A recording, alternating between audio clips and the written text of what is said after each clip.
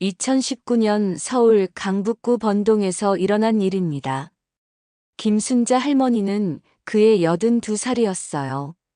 30년을 넘게 살아온 낡은 연립주택 2층에서 혼자 지내고 계셨죠. 할머니에게는 딸이 하나 있었습니다. 김미영 씨, 49살이었어요. 하지만 모녀는 벌써 3년째 말을 섞지 않고 있었습니다. 미영 씨가 재혼을 하면서부터였어요.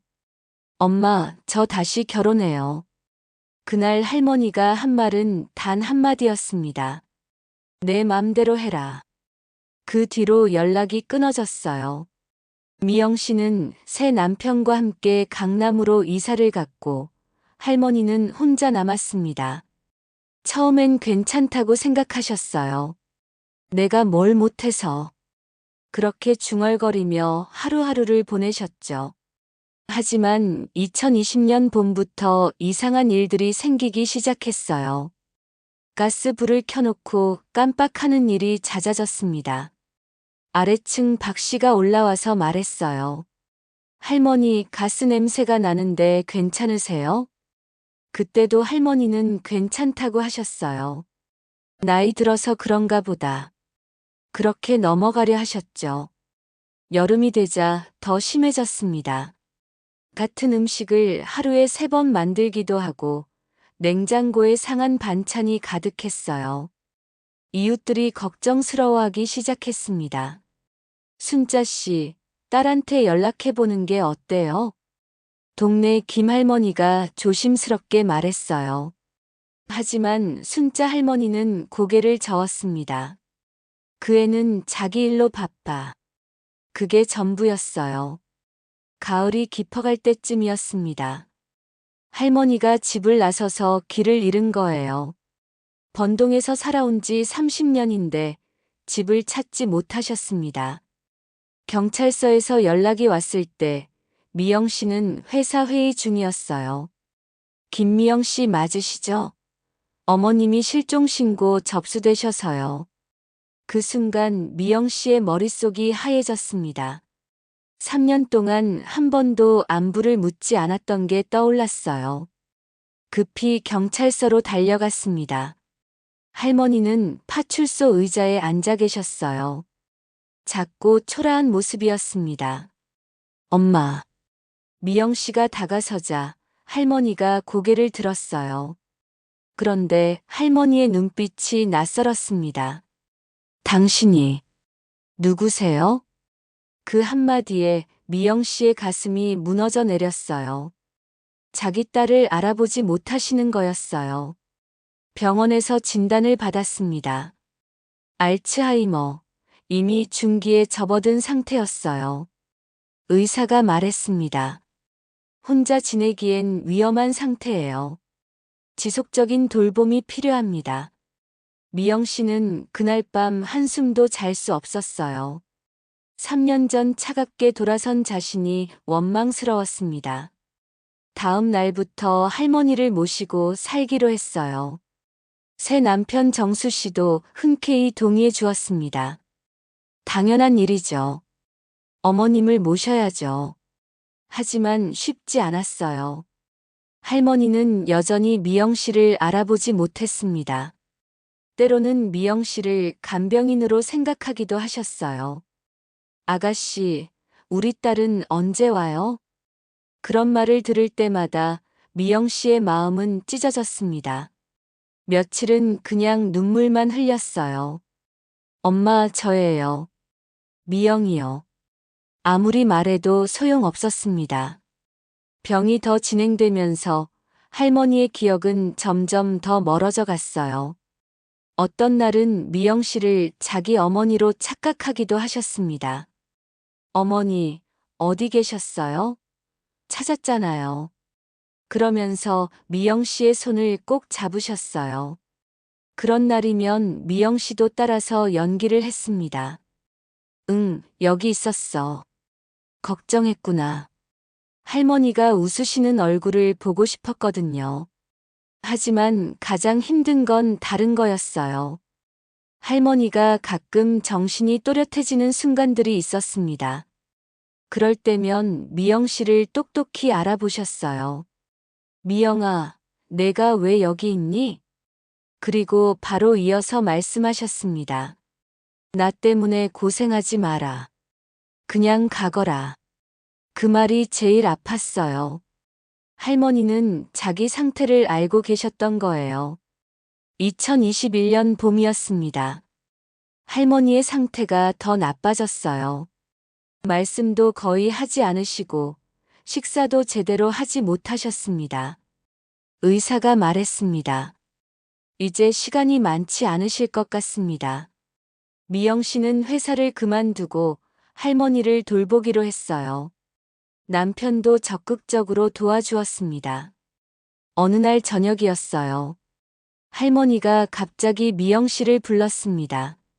미영아. 깜짝 놀랐어요. 며칠째 한마디도 하지 않으시던 할머니였거든요. 가까이 다가가니 할머니가 말씀하셨어요. 엄마가 미안하다. 목소리가 너무 작아서 거의 들리지 않았어요. 미영 씨는 할머니의 손을 잡고 말했습니다. 무슨 말씀이세요, 엄마? 내 재혼. 반대해서 미안해. 할머니의 눈에 눈물이 고였어요. 엄마가 잘못 생각했어. 너도 행복할 권리가 있는데. 미영 씨도 눈물이 쏟아졌습니다. 엄마, 저도 미안해요. 그동안 연락도 안 드리고. 아니야. 엄마가 고집이 세서 그랬어. 할머니가 미영 씨의 손을 꼭 잡으셨어요. 정수 씨가 좋은 사람이구나. 엄마 봐주는 거 보니까. 그날 밤 모녀는 오랫동안 이야기를 나눴어요. 지난 3년간 하지 못했던 모든 얘기들을 했습니다. 할머니가 말씀하셨어요.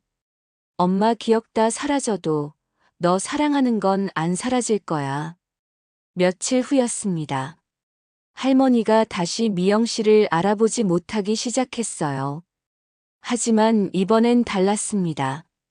미영 씨를 보며 환하게 웃으시는 거예요. 누군지 모르지만 반가운 사람인 걸 아시는 것 같았어요. 이 사람 참 좋네. 할머니가 중얼거리셨어요. 여름이 되자 할머니는 거의 잠들어 계셨어요. 미영 씨는 매일 할머니 곁에서 책을 읽어드렸습니다.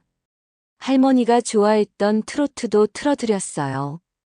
가끔 고개를 끄덕이시는 걸 보면 들리시는 것 같았어요. 8월 어느 더운 오후였습니다. 할머니가 조용히 숨을 거두셨어요. 미영 씨가 손을 잡고 있을 때였어요. 마지막 순간에 할머니가 눈을 뜨시더니 미영 씨를 보고 살짝 웃으셨습니다. 그 미소가 너무 맑았어요. 마치 모든 걸 기억하고 계신 것 같았어요. 장례를 치르면서 미영 씨는 생각했습니다. 할머니의 치매가 어떻게 보면 선물이었을지도 모른다고요. 만약 할머니가 끝까지 정신이 또렷하셨다면 자존심 때문에 화해하지 못했을지도 몰랐어요. 병이 그 벽을 허물어준 거였습니다. 할머니의 유품을 정리하다가 미영 씨는 작은 수첩을 발견했어요. 치매 진단을 받기 전에 쓰신 일기였습니다. 마지막 페이지에 이런 글이 있었어요. 미영이가 걱정된다. 내가 아프면 부담될까봐 연락도 못하겠다. 그래도 우리 딸이니까 언젠가는 다시 만날 수 있겠지. 그 글을 읽으며 미영 씨는 알았어요. 할머니가 마지막까지 자기를 사랑하고 계셨다는 걸요. 지금도 미영 씨는 할머니를 그리워합니다. 하지만 후회는 하지 않아요. 마지막 1년 반 동안 할머니와 함께했던 시간들이 얼마나 소중했는지 알거든요. 가끔 정수 씨가 말합니다. 어머님이 우리를 축복해 주신 것 같아요. 그럴 때마다 미영 씨는 고개를 끄덕여요. 정말 그런 것 같거든요. 할머니가 돌아가신 지 벌써 3년이 지났습니다. 미영 씨는 이제 치매 환자 가족 모임에서 봉사활동을 하고 있어요. 같은 상황에 있는 가족들에게 말해줍니다. 시간이 많지 않아요. 후회하지 마세요. 어떤 분이 물어봤어요. 정말 힘들지 않으셨어요? 미영 씨가 대답했습니다. 힘들었죠. 하지만 그 시간이 제게는 선물이었어요. 엄마와 다시 딸이 될 수 있는 시간이었거든요. 번동의 그 연립주택은 이제 다른 가족이 살고 있어요. 하지만 미영 씨는 가끔 그 앞을 지나갑니다. 할머니가 마지막에 해주신 말이 생각나거든요. 엄마 기억 다 사라져도 너 사랑하는 건 안 사라질 거야. 그 사랑은 정말 사라지지 않았어요. 지금도 미영 씨의 마음속에 따뜻하게 남아 있습니다. 어머니의 마지막 선물이었던 거예요. 용서와 화해, 그리고 변하지 않는 사랑이요.